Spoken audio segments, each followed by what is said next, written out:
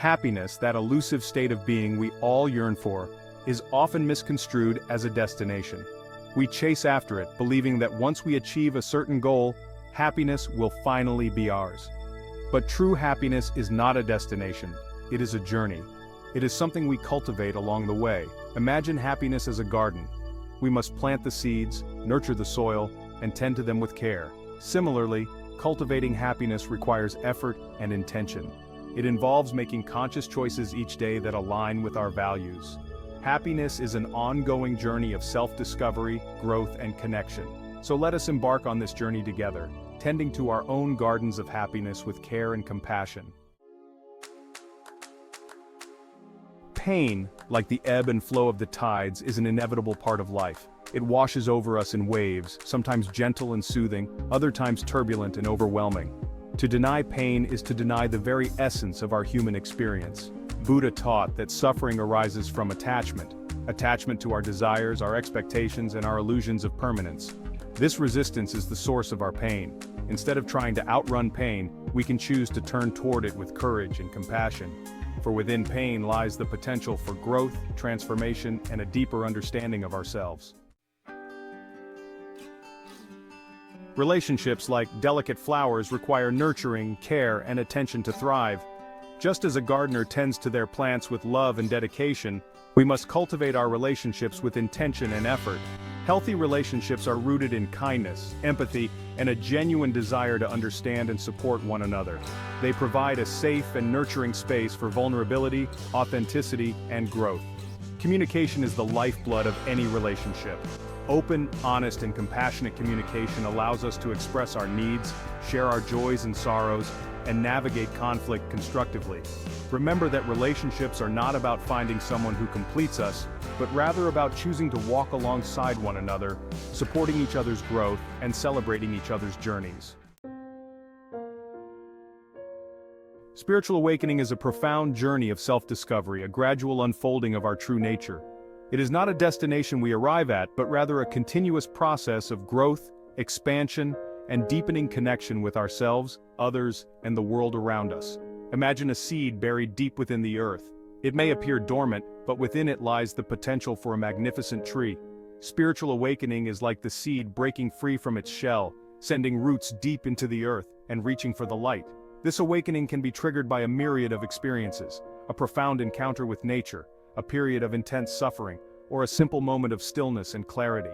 It is a calling from within, an invitation to explore the depths of our being. As we embark on this journey, we begin to see through the illusions of the ego, the stories we tell ourselves about who we are and what truly matters.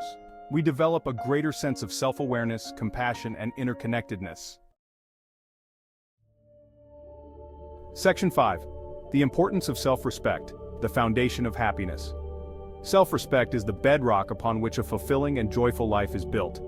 It is the unwavering belief in our inherent worthiness, the quiet confidence that we are deserving of love, happiness, and respect from ourselves and others.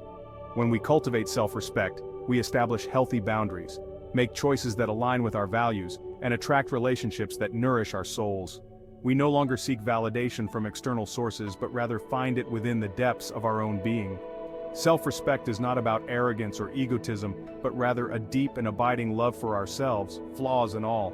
It is the recognition that we are perfectly imperfect beings, worthy of love and belonging just as we are. Like a tree with strong roots, self-respect provides us with the stability and resilience to weather life's storms. It empowers us to live authentically, pursue our passions, and create a life that is true to our values. Section 6. Self-kindness, the key to inner peace. Self-kindness is the gentle balm that soothes our wounds, the warm embrace we offer ourselves in moments of self-doubt or despair.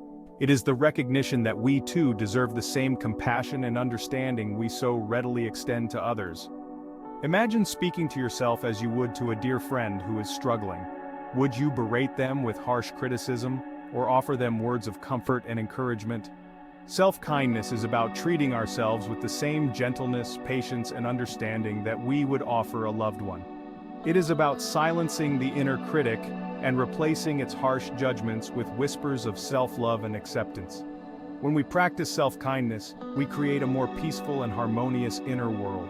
We are less reactive to stress, more resilient in the face of challenges, and more likely to experience joy and contentment in our daily lives. Section 7. Living in the present moment. The essence of mindfulness. The present moment is all we truly have. The past is gone, the future is yet to come, and yet we often spend our days lost in the labyrinth of our minds, ruminating about the past or worrying about the future.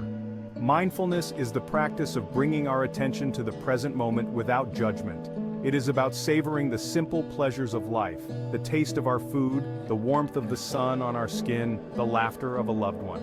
When we are fully present, we step out of the endless cycle of thinking and into the richness of the present experience.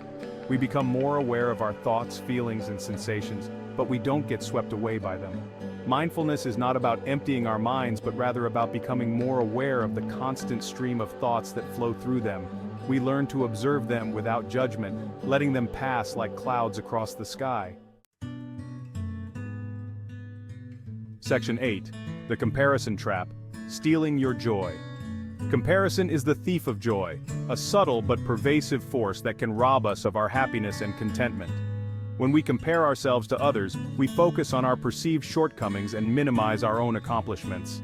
Social media has exacerbated this tendency, presenting us with curated versions of reality that can leave us feeling inadequate and envious.